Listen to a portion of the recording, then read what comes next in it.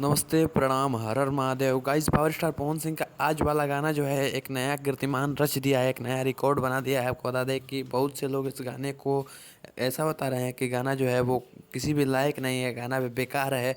बहुत से यूट्यूबर्स जो हैं वो आपको दिख जाएंगे। तो मैं उनके रिस्पॉन्स में ये वीडियो बना रहा हूँ कि भैया जी, अगर गाना बेकार है तो इतने घंटे में, इतने कम समय में इतना व्यूज़ कैसे क्रॉस कर गया। आपको बता दें कि गाना जो है वो सिर्फ 5 घंटे में ही 1 मिलियन प्लस व्यूज़ आ चुका था इस गाने के अंदर। और अभी तक जो है इस गाने पे 1.5 मिलियन प्लस व्यू हो चुका है।